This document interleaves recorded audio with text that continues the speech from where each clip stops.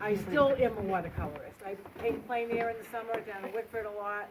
I love watercolor, but I found alcohol inks about 4 years ago, 4 or 5 years ago, and it was totally by accident.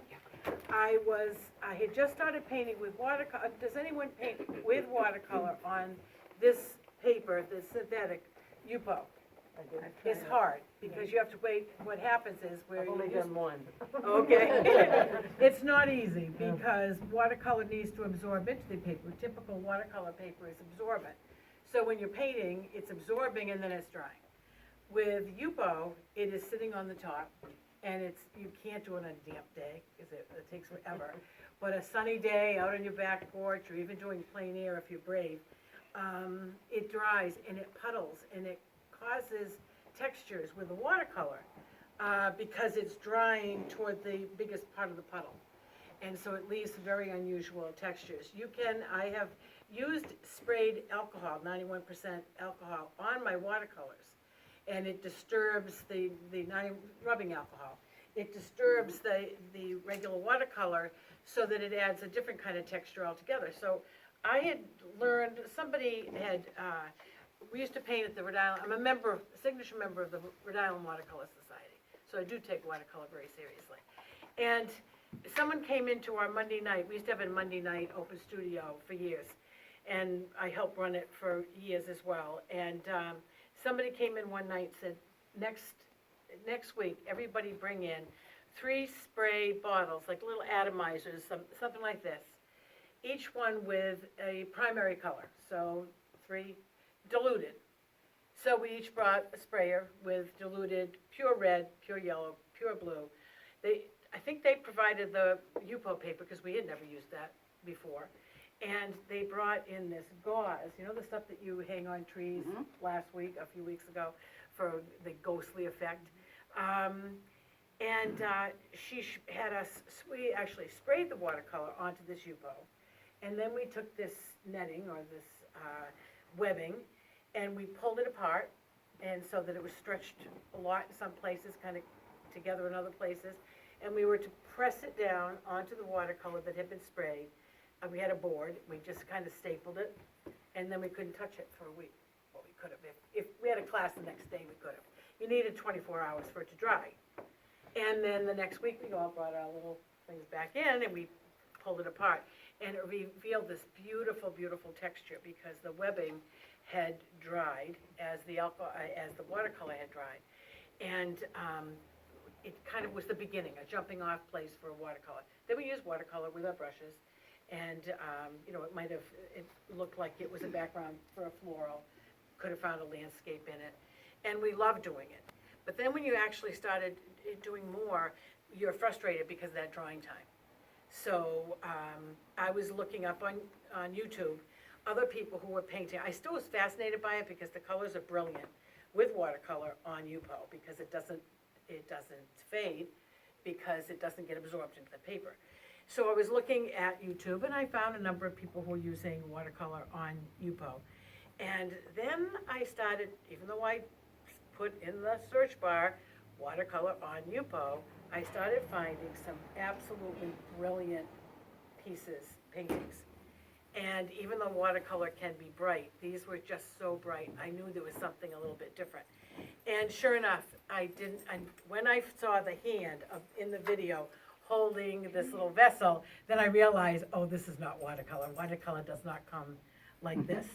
So I found out that this was ink, and it was alcohol ink.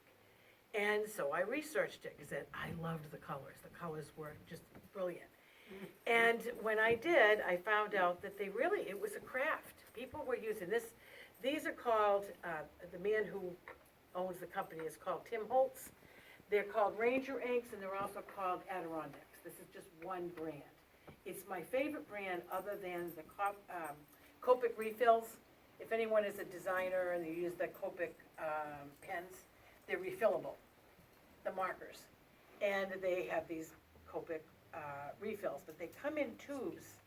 They're like rectangular solids, narrow.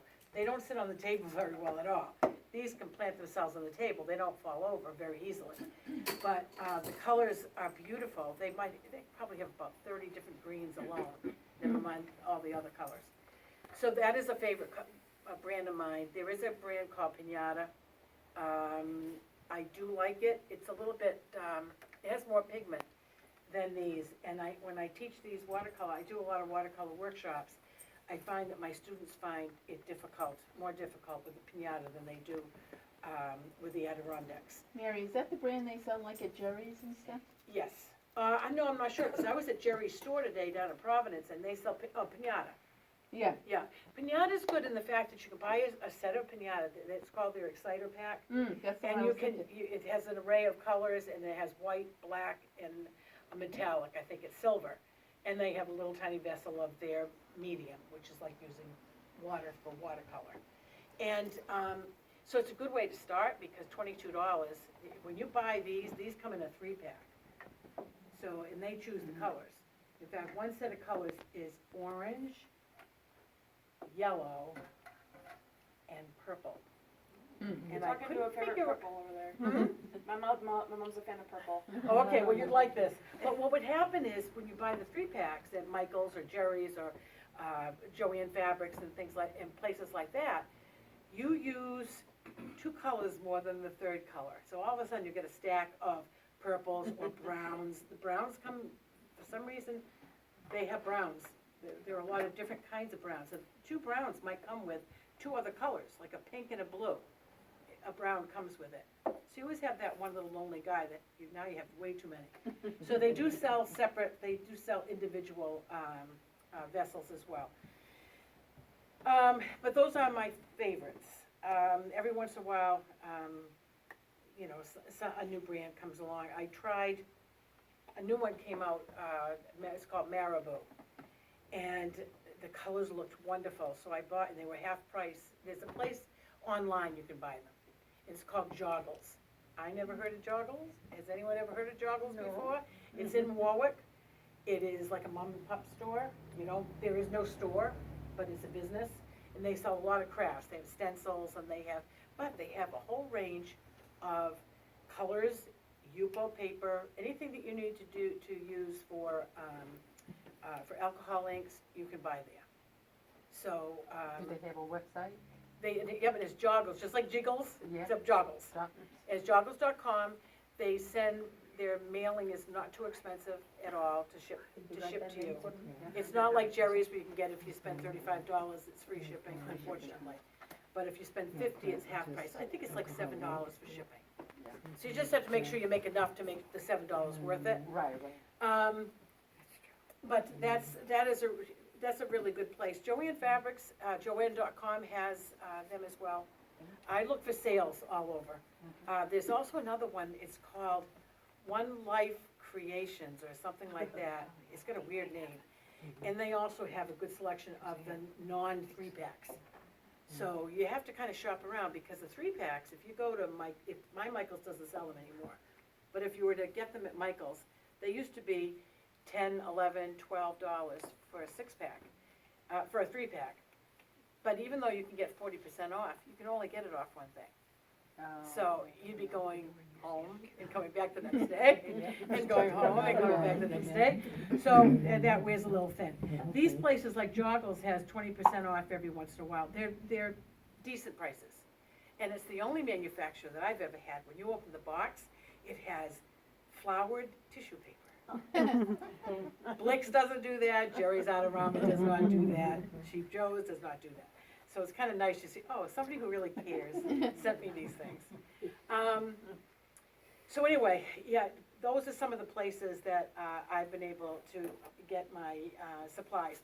Yupo, as I said, is a synthetic paper. It's a multisyllabic name for it, but it is non-porous. The inks also work on tiles. If you do it on tiles, then you have to spray them right away. I bought some subway tiles for a class I was doing, like a second version, like a part 2 of a class at the Watercolor Society, and I said, I think I'll go to Lowe's and I'll go get some subway tiles that were cheap. And so I did a few, and I wrapped them, let them dry, wrapped them in tissue, a week later, I had my, my workshop, and they had already chipped, and that's wrapped in tissue. If I had sprayed them, it would have been all right, but it needs that sealant right away. These can last for the longest time without ever spraying them, but I spray them because I sell my work. Now, what are you spraying them with? My favorite is Varnish, Kamar, and it's a Krylon product. So you paint it and then you spray it with a varnish? Yeah. This is another surface you can use. This is a gesso board, so it is pre-gessoed. It's called ultra-fine, ultra-smooth gesso. And so it doesn't have any weaving to it at all. If you buy other brands, it's noticeable, the weave of like the canvas. But this is as flat as it can be. These have a dozen thin layers of Kamar varnish and then 3 or 4 layers of UV protective, because there is no protection on these. When I sell anything that's, would be under glass. Right. So you spray them a few times, and I put the UV on that as well, but I don't need to do a dozen. But on this, there's a dozen layers. And the So- spray doesn't make it kind of soften it again? Nope. Nope, and I can pass that around. This, So there's now, a here's the difference. This one I just did the other day has no spray on it. So they look, and be careful if you take this one, because every once in a while, there's some little gooey places that take a while, so you may have a little, So when you, there's 7 layers of the ink somehow? no, there's probably 15 layers altogether. Of ink? Oh, no, of protective, the spray, Of spray, oh. spray, yeah. So you spray it and dry it, spray Let it it? dry, like, in the summer, it's Wow. easy, you wait maybe 20 minutes. This one has no, so they're brilliant as far as color goes. You can pass that around, it's okay. But I just threw that in, just did that the other day. And that's another one of the ultra smooth surfaces. So it can be on tile, it can be on UPO. People have done it on glass, but then you need to set it on the glass. I've read someplace where you could get Mod Podge actually has a dishwasher safe Mod Podge. I didn't find it at Michael's. They had a bunch of different kinds of Mod Podge, but not that particular kind. Or I read someplace you could heat set it, like you could put it in your oven, but I don't bother painting on glass. I'm busy enough as it is. I can't get over the detail you can get out of that. Oh, yeah. No, I've done it once before, but it just kind of went where I wanted runs to. away from I should bring one of my beginning ones in. I have become more real, it's like my two sides of me, the two sides of me have come together. Being a watercolorist for a long time, being a landscape painter for a long time, I have a feeling that I know that has had a big influence on my inks. So my inks were highly abstracted to begin with, usually landforms, sprayed them, they were kind of abstract, kind of wild landforms. And then I started using a brush afterwards. And so you can I can pass these, I'll pass these around too. Now, so probably a lot of them look like this, but they might have been multicolored, they might have been wild colors.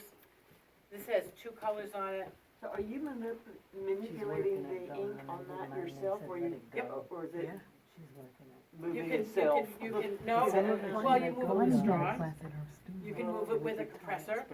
You can move it with like a keyboard cleaner. You can do abstractions. I love just playing with lines and colors and shapes. Is So- it so wet that you could do this and have it move around? Yes. And this Yeah. is touching on it with the brush or not? I actually use a Q-tip to begin with, or one of these little makeup micro. One of my students just showed me this about 2 months ago. One of my students brought these in. And it's like using a Q-tip, but they've got a little teeny tiny tip to them. Thank you. I had to research, she didn't tell me what they called them.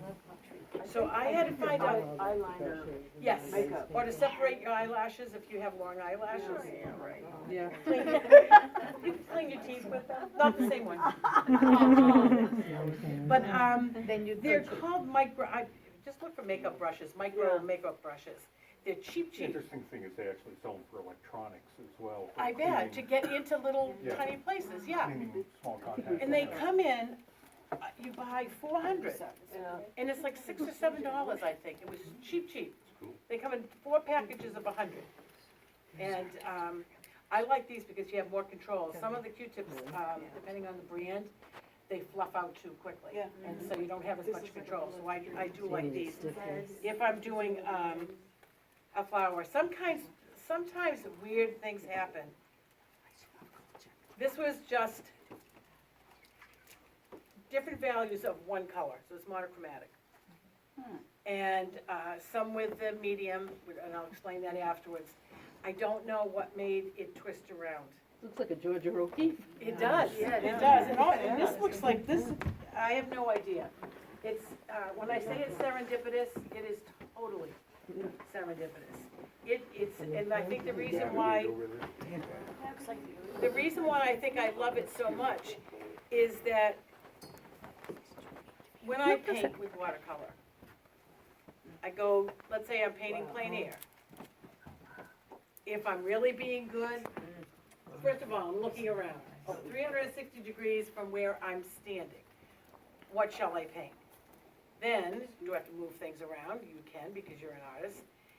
I will do a value sketch sometimes, or at least a linear sketch for composition.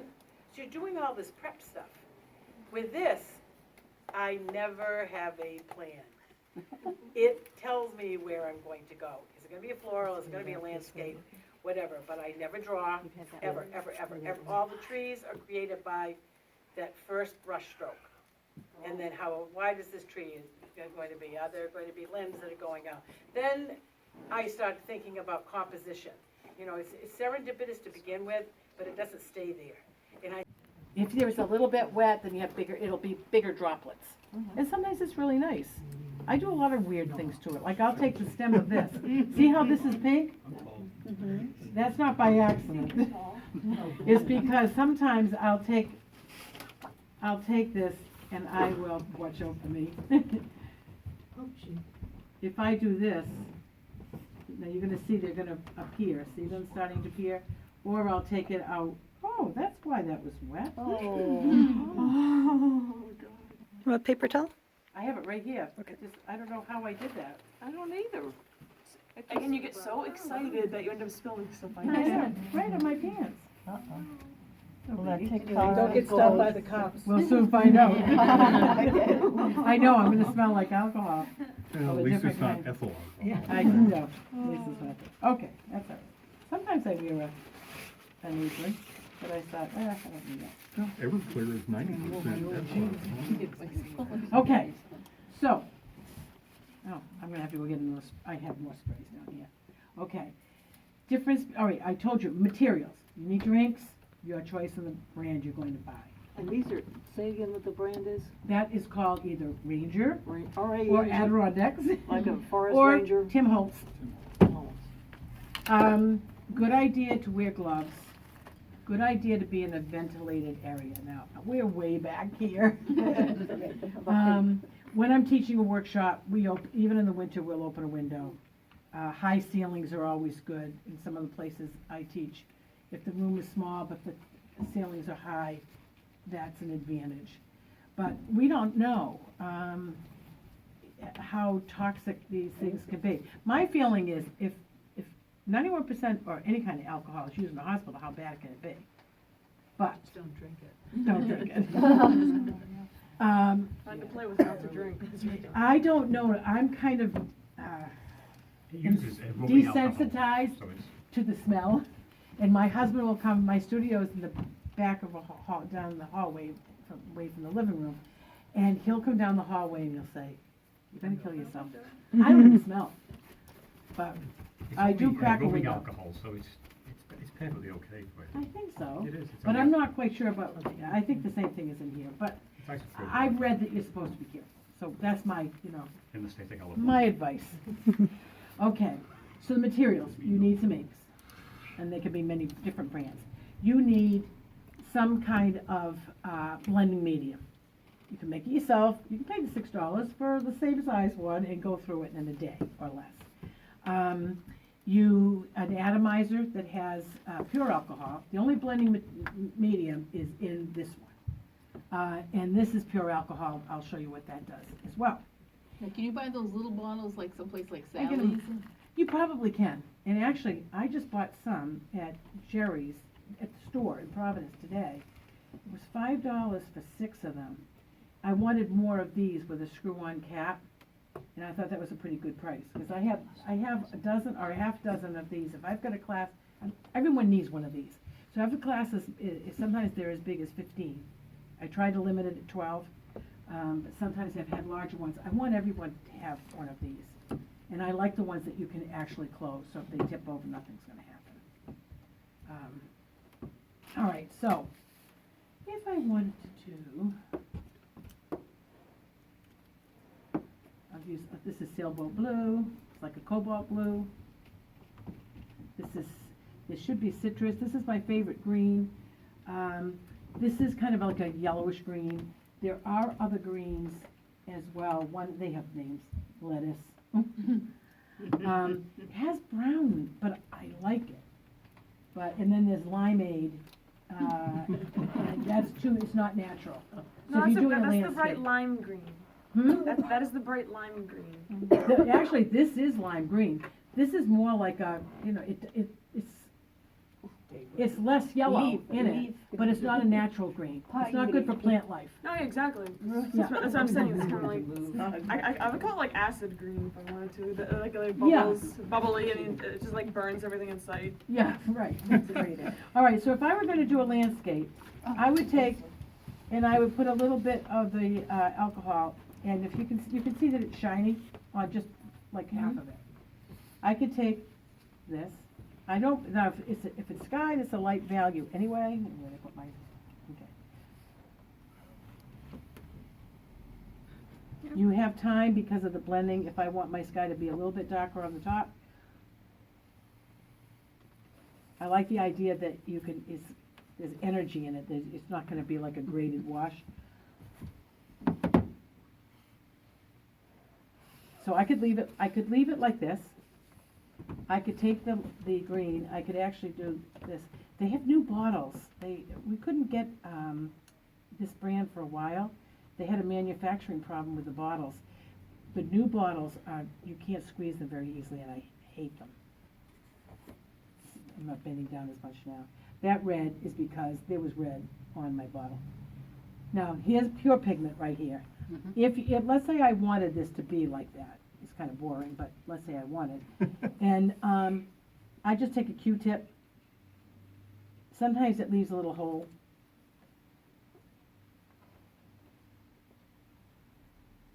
And you, Get rid of that where the red. green was, you didn't put any of the Right. alcohol, no. Yep, that's pure pigment. Yep. Some people use a turntable. That's a good idea. Yeah, with a small works. It works fine. I did buy one. I forget to use it. So I'm gonna leave this, because we can do something with it afterwards. Sometimes they move on their own. But there's a difference between your sky using diluted blue, and near the top now, that's a little diluted, so it makes a nice transition between the ground and the sky.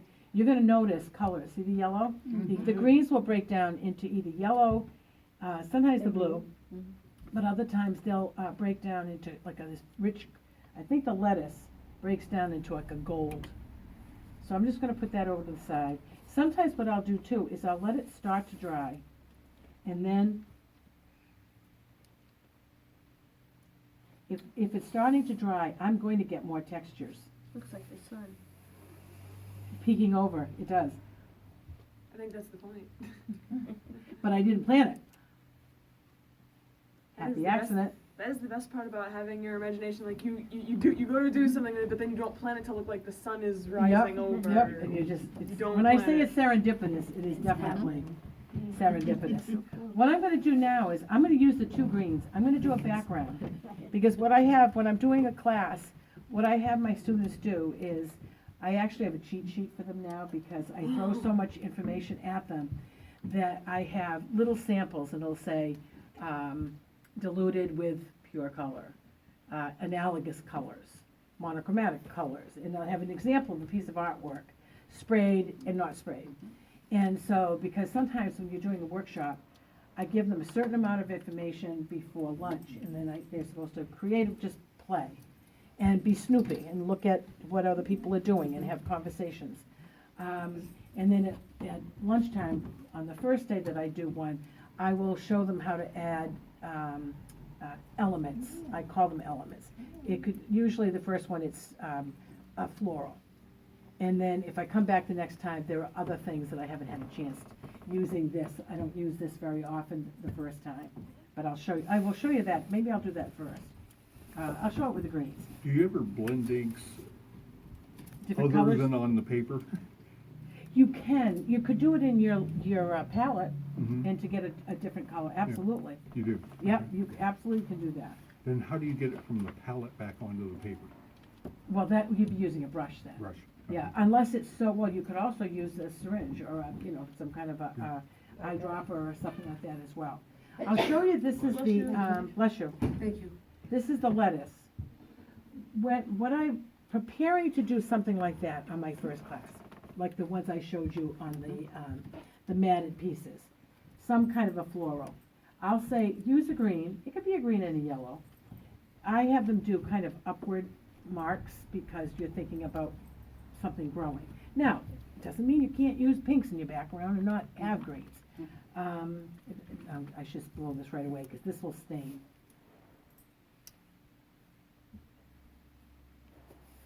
Right, this is the other green, so watch and see how it's more gold. Gold, yeah. See the golds? Mm-hmm.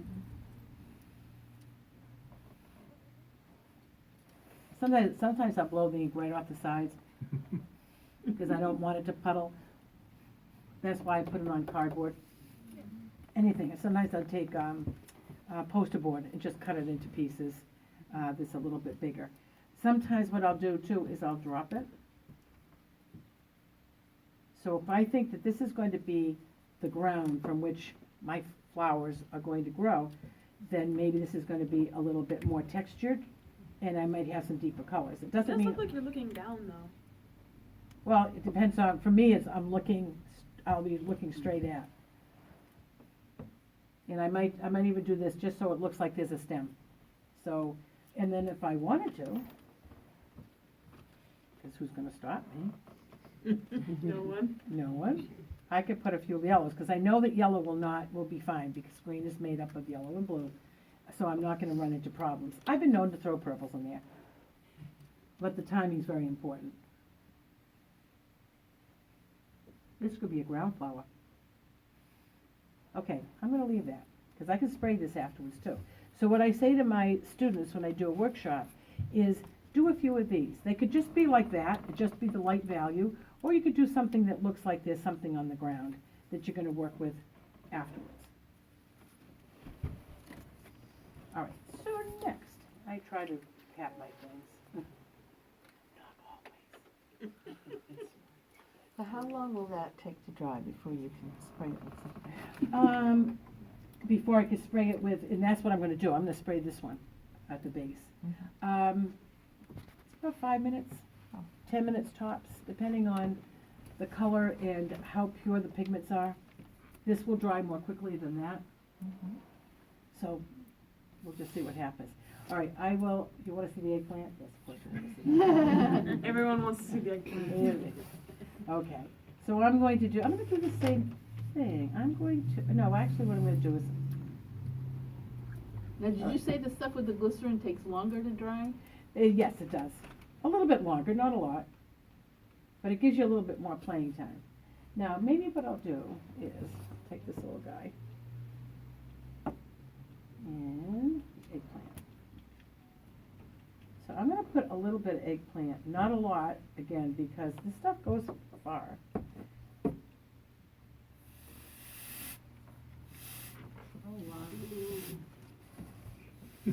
Oh, it's a favorite color. Now, you're gonna see some of the pinks come in at some point.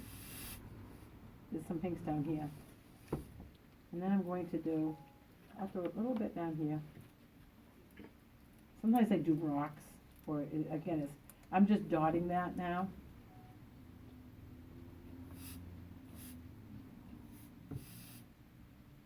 Again, this will be the background or something, but you see the blue and the pink in it? Yeah, at the Sometimes bottom, at it's- the bottom. Yep, and you can see some, whoops, right here. Is an airbrush a lot easier to manipulate than the canned air like that? I think so, but they each have advantages. This, because of the power, is great because it'll push it right away.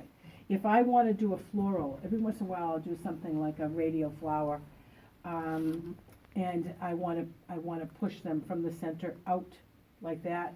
This works much better than a straw, and it works better than the compressor. Just point it straight down so it blows out in all directions? Or? No, I do it on the side. I'm gonna just add a little bit over here. Okay. So I'm just gonna, this, like this, turn it around. These could be rocks afterwards. Depends on, but see the pink and the blue? Now I have a jellyfish. They could be jellyfishes, but you can see them like far away because it's all Sure you blurry. can, yeah. You have to be careful with this though, because sometimes you can hit it sideways and it'll send the stuff crazy. I read that, sometimes it takes you a while before you read directions.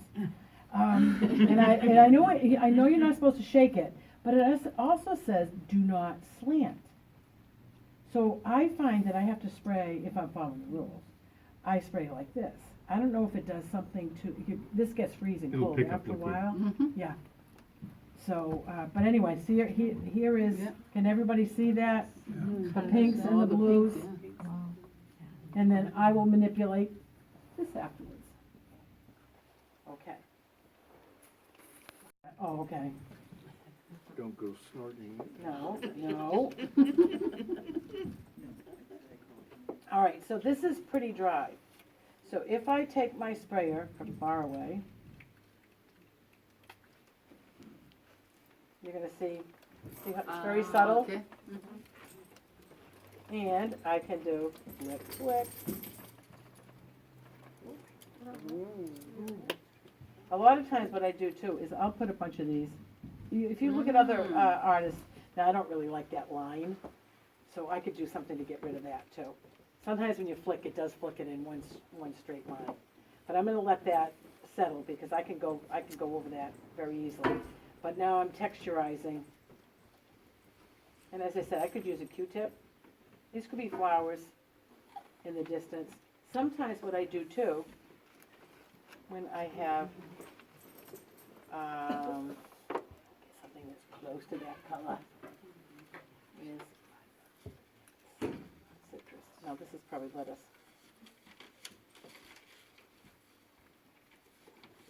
These colors that dry in here, Mhm. can you reactivate Mhm. them? Yep.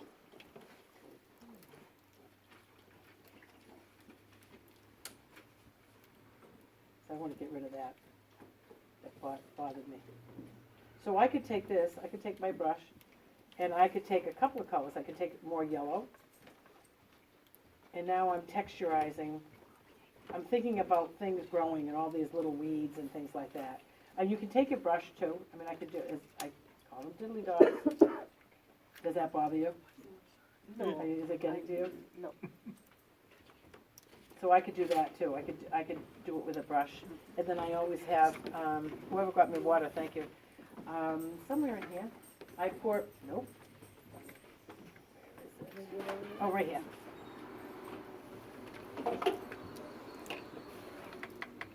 So I just rinse the brush out. Now, is that alcohol in there? Is that There's water? alcohol. I put alcohol while you were having your meeting. I put some alcohol in there. So, I'll put that over the side. All right, my little red, blue, and yellow game. And so, there's a pure red. This is a warm yellow, I believe. This is sunshine yellow. I'm not sure. There are two yellows. Dandelion is bright yellow. Which one you get? Okay. And then I have my sailboat blue. So let's see what we do this.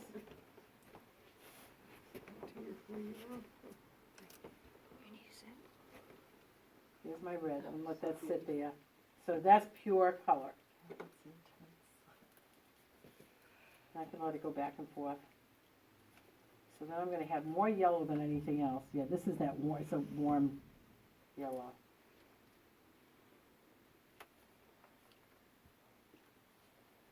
Let that sit right there. And then look at my blue. See now, dun, dun, dun, dun, dun, dun. Waiting for this. And I think there's something about your breath, If you get the warmth of your breath that makes it texturize sometimes a little bit, a little bit differently than when you use something artificial. So do you drink hot coffee for some and Yeah. cold? If you would have a cold, though. Yes. All kinds of thoughts. Now, watch this green that comes up, it's Yeah, my beautiful. excellent. Imagine all the water you have to drink because you have to do a lot of slow breathing. You're just like, Now, what I'm gonna try to do is not have them touch all together.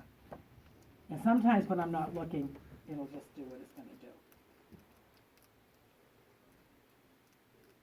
And then I can use my Q-tip or my, a little Q-tip. so if this stays, sometimes the whites work for you too. You don't have to close all the little holes up. It's interesting that depending on how sort of thick the film of ink is on there, when you blow on it, it then recloses. It does.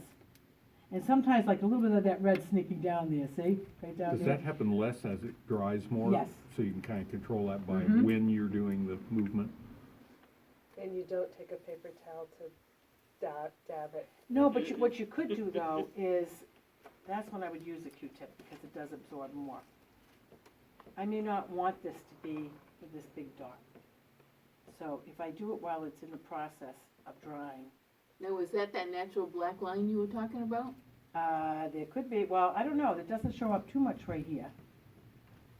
But I'm gonna show you something, if I get the timing right, you can take, for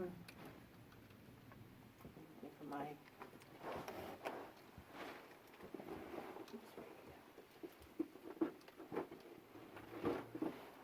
see if I have a credit card here. Yep.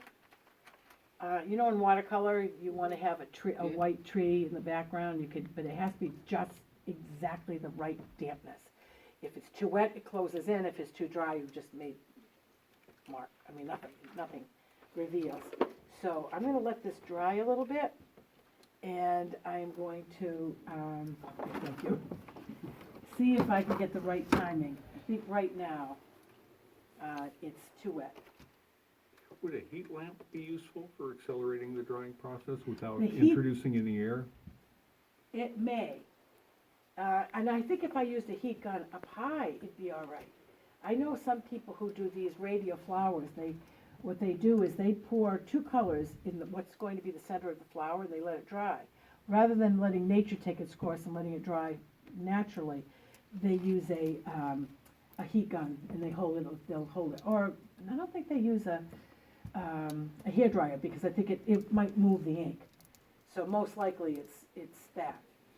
I was And thinking like an infrared heat I lamp, think so you can, there's something no, that'll just make it stop. yeah. Like if this started moving together too much, and I liked the texture and things like that, a heat lamp or holding the heat gun way up high so it's not expelling too much.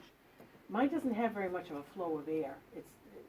Actually, it's one of the reasons I don't like it. I'm gonna see if this will work. Almost. That may close in, but see what I'm doing? I don't know if I can't hold it up to show you. It's a little bit too soon, because it is closing in. But at just the right time too, I'll use the corner, and it's almost like doing a scratchboard. You can do these intricate, intersecting lines. So let's see if it's drier here. The nice thing about this is, it picks up the color underneath it. So if I were to have this real tall tree,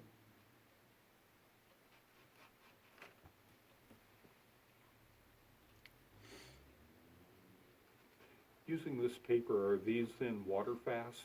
So that if you were to dunk them in water, would that? oh, no problem at all. This is the truth, I'm not telling a tall tale. I was working out my deck a couple of years ago, and, I went, it's a little bit too soon, see, these are closing in. And I brought what I thought, everything that I was working on inside, and 2 days later, I found one of my pieces upside down in the bed that went around our deck. Nothing wrong with it, not a thing, because they're impervious to water. What's water gonna do to it? It didn't even wrinkle the paper. I just picked it up, brought it inside, wiped off the leaves and things like that. Did you have a painting on it? I had oh, I'm sorry, I forgot that part of it. Yes, I had a painting on it. And it didn't bother it? No, not a bit. And it wasn't sealed. It was not sealed. Nope. These might stay. And then, let's see if I can get some branches. Huh, no, it's too wet for branches. So these are still, but you get the idea of what you can do. And it's kind of nice because they're so integrated in what you've already done that they don't look pasty. You know, sometimes you do watercolors or oils and your trees, you have to really watch to make sure your trees don't look like they're pasted on. And so you want some lost and found edges. Well, this just works that way. But you can, it's not going to agree with me right now, but you can, sometimes this is too dry and this is too wet. Okay, but you got the idea. So that's something. And I could let this dry and then I could do something at the base. I could add tomorrow, I could say, oh, I think I'll just shake some yellows down here so it looks like they're near ground flowers. Or I could spray it if I wanted to. So it's rare that I throw something away. I live with them for a real, real long time. And then when I've had it, sometimes the only time I really think about throwing something away is if it gets way too dark. And it's harder to manipulate things if it gets too dark. Now, if it's too dark, couldn't you just take your alcohol and You spray it can, on but there? sometimes it leaves a stain. It does. If you try, if I were to try to wipe this off, the color stain. So if you use the same colors, it would be okay. But that's, this is an example though of something that I did with that red, blue, and yellow. This one, I waited till it dried and I flicked the pure alcohol. And sometimes I take this too. And actually I can show you what that does. This is pure alcohol. So let's say later on I want some flowers to be here in the foreground. And I want some of them to be a lighter value red. Whoops. So that's what this does. And of course, they're all the same size, so I'm not gonna like this, so I will spray them afterwards. Can you blow that out? I could try. These dried really quickly. But I also could just take, I hate these because I have to hold this. I could randomly do this. I was doing it one at a time. So now, I'll put a couple up here. And then I could take yellow.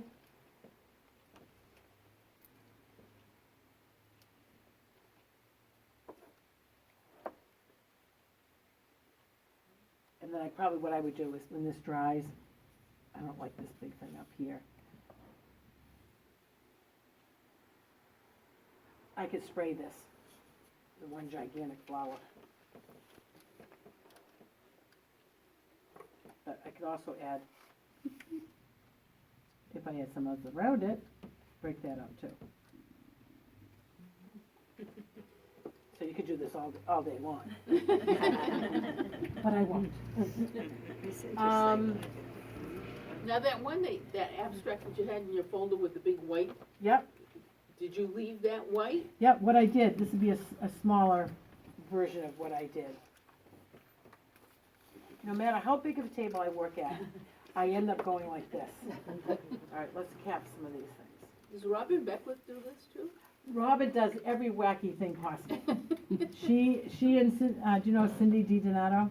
No. She's a good friend of Robin's, and they work together a lot. And it's like when we're all signature members of the Watercolor Society, and, so we've been around there for a while, exhibiting a lot through them. And, we'll,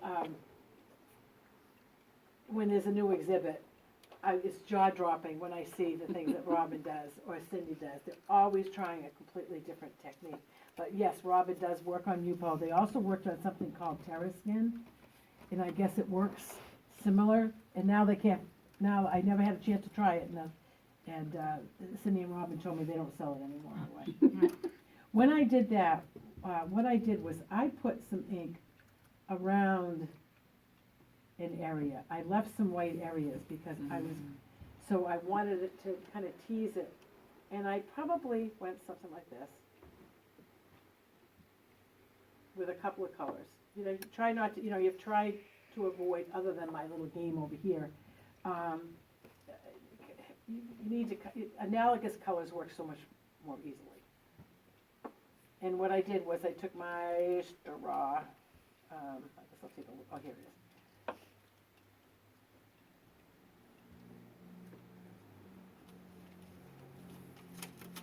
You tip your paper.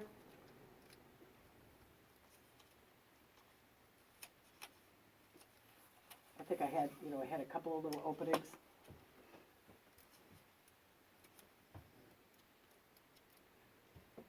And I started something like this, and then I sprayed some, and then I used a Q-tip, and I made little marks, to have your eye kind of follow, to travel along. And if you wait, it's starting to dry, and if you blow through your straw as it's starting to dry, you're going to texturize it more. It'll stop flowing, it'll start reacting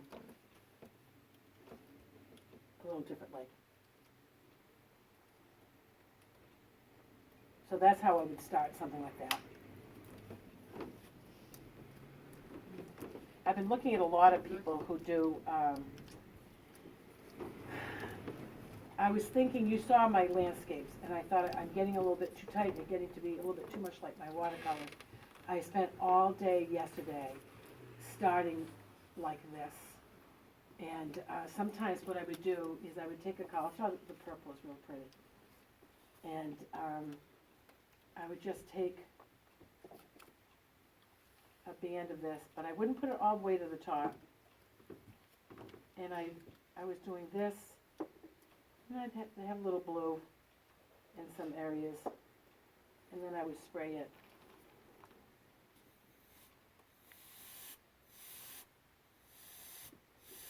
Sometimes these make great skies, like very unexpected skies, or it could be a total abstract. So I could do this. I'd like to have them go in the same direction. I shouldn't have done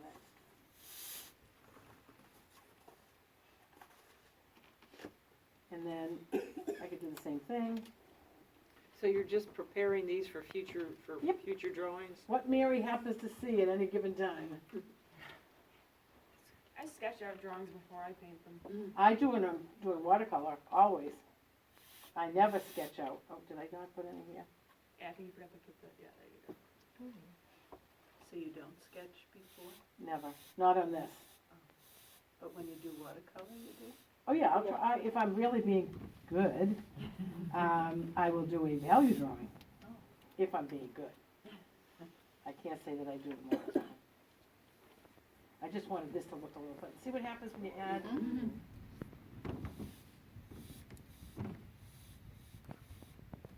So I might just leave it like this. This might look like a mountain range. It might look like cliffs. So It's I like the could, lights in the sky, just like magically. here we are, the Aurora Borealis again. It's actually a dental close-up, those are more. It's a bridge in the fog. Why do you have Isn't that funny? I see a waterfall. So I could just stop, but see how this formed, that was not there and that was not there. So I would just leave that, and then I live with it for a while, and then it speaks to me.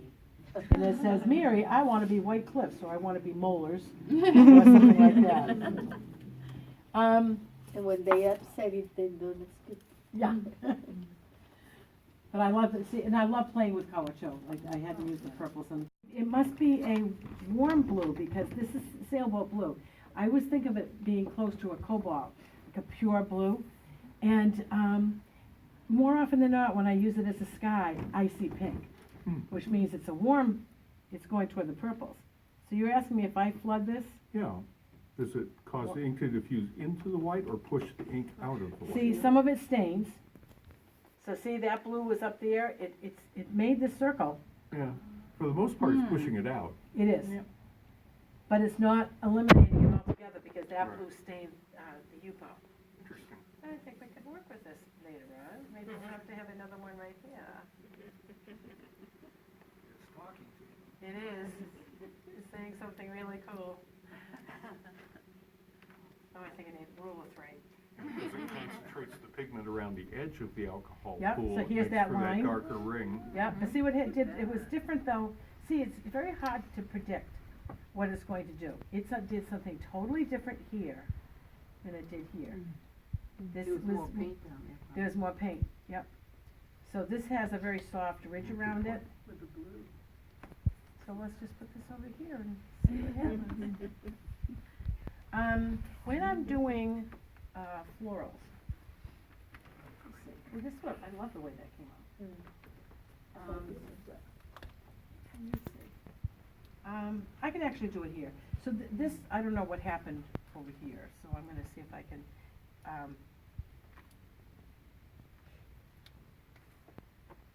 sometimes you can get some purple good in here. Well, I guess it's gonna be a little purple flower.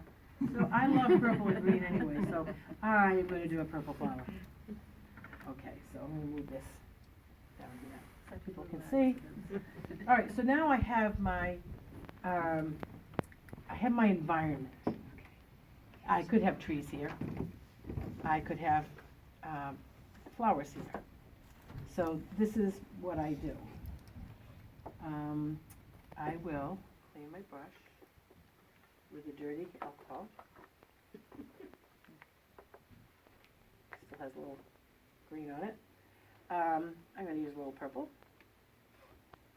And I'm also going to pour a little bit of fresh alcohol into this, because then if I want to use this to disturb, I don't want dirty water. If I want to, the alcohol you can use to lighten something or to add texture. So I don't want to use my green. It's not to say that I have, because I have.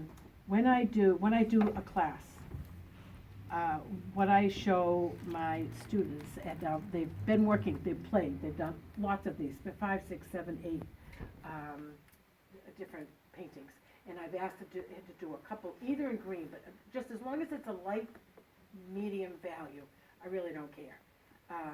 Green seems more likely for a floral, but it doesn't have to be. You can have all pinks and purples if you want in your floral, so it doesn't really make a lot of difference. But after we've taken a break for lunch, and they have these, that could be a landscape now. Now it's opened up like the sky, hasn't it? Okay, this is when I take my gloves. Really does. Well, I won't bother. All right, let's say, now I decide, I've got my design hat on. I say, okay, I want a flower here. And the first time you do it, it absorbs, yes. That's why I moved the other thing. I am just making little dots. And what I'm gonna do is, so this is going to be allium, or it's gonna be a round type of hydrangea. If I flatten the bottom, it'll look like a hydrangea. I could add some blues over here too, so I could use more than one color.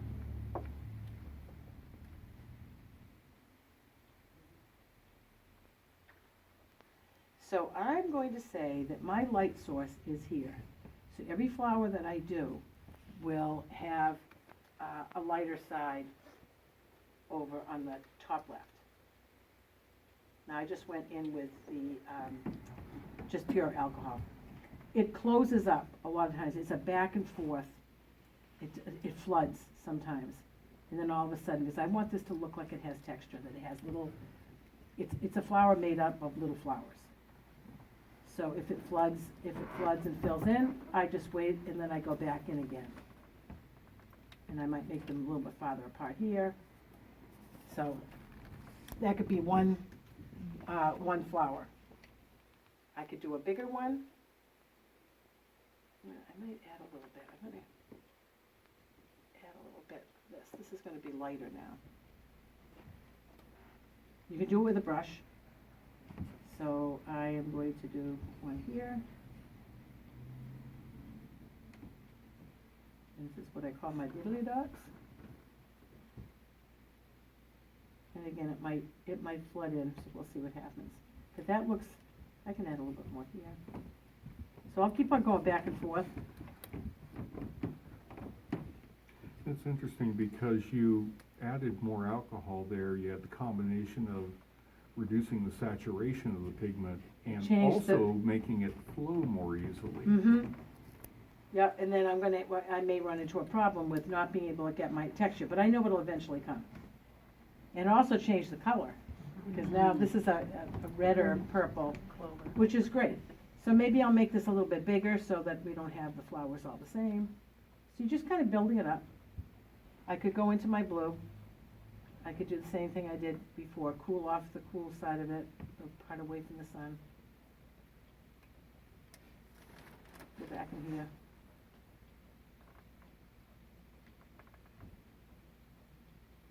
That would seem to be distinctly more difficult than watercolor, in that when you essentially water down watercolor to make it less intense, less saturated, you don't really change the way it behaves when it hits the paper.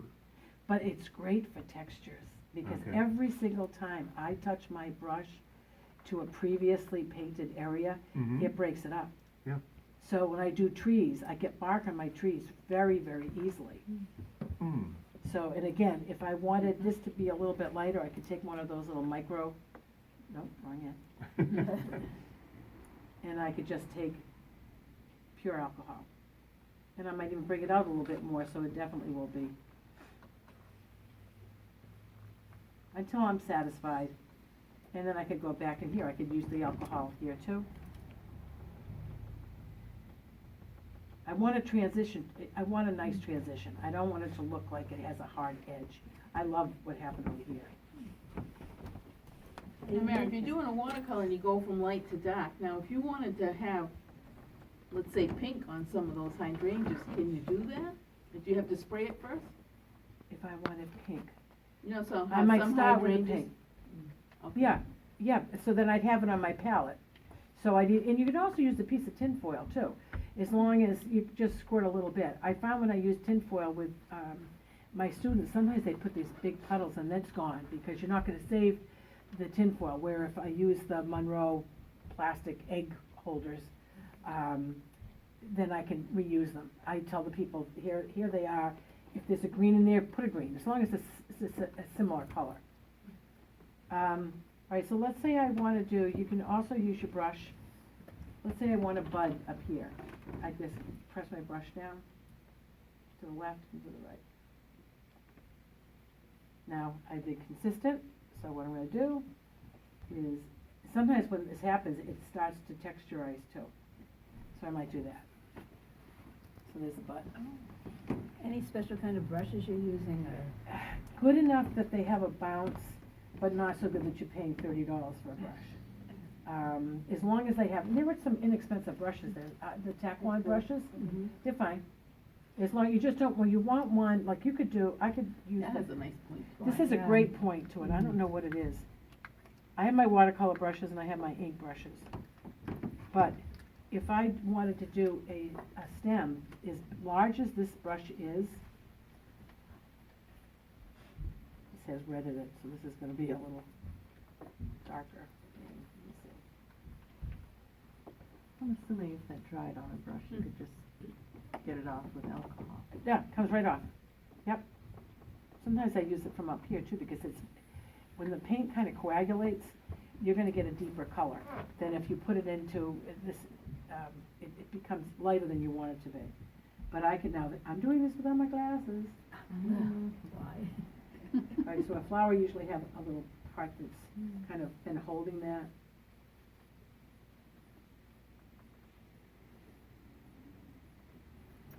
And maybe this is gonna disappear into this. because they're coming out of there. So then this one will be a little wider here. Might change the color a little bit. But I just wanted to show you how a big brush like that, if it comes to a point, if you're doing leaves, let's say I want one big long leaf and I press my brush down and then I come back up again. A lot of time with the ink, it will curl over unexpectedly, but I also can kind of give it a little help by just going like that. So it'll look like it's folded over. Or you could do little leaves, just the shape of your brush. Like that. I could have these, now this could be, oh, he belongs to this. Happy accident. And you could have a little, and it goes like this. So now I'm composing my, maybe this is gonna cross over. So I will add, a lot of times what I do, I might decide that maybe I need another purple down here. So maybe this is gonna be a different kind of flower. I'm gonna make a flower by, like I did the puppies, I just kinda make a flower. Oops. And I'll see what's gonna happen. And maybe another one down here. Let's see what happens with this one as well. We have an odd number, we have an odd number. That makes me happy. So we'll see what happens. And then what I would also do is, again, you go from this free-flowing, you know, what's gonna happen, what's the ink gonna do, to you using your brain and your experiences to create an original piece of artwork. So now, do I want all my purples up there? No. So now what I could do is, I could put different size, I could put a center to a flower. I mean, I have to use my brain, that's over. I think. Yes, you do have to use your brain. So I will start, whoops, and because yellow is the complement of purple, I probably would, now if I can get my brush clean enough, go into my yellow. Do I have yellow there someplace? This is the dandelion yellow, so this is like real yellow, but it's going into probably the other yellow. And I might just say, I'm gonna have a little yellow flower here, and I'm gonna have one here.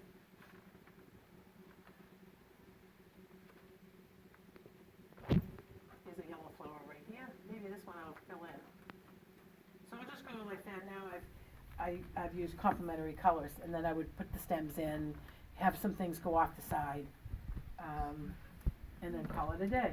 I could also take, I remember I showed you this before, where I took this.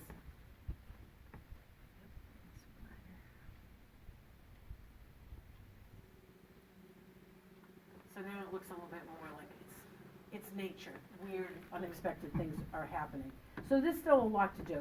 I might put a couple more little purples over here, or something, or leaves, but it's a beginning.